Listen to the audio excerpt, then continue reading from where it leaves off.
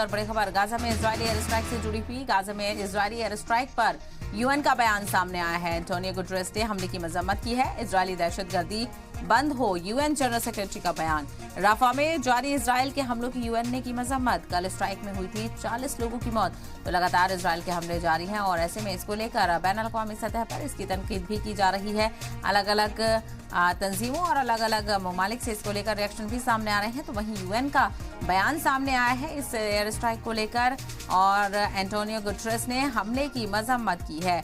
Israeli दहशतगर्दी बंद हो, यूएन जनरल सेक्रेटरी का बयान।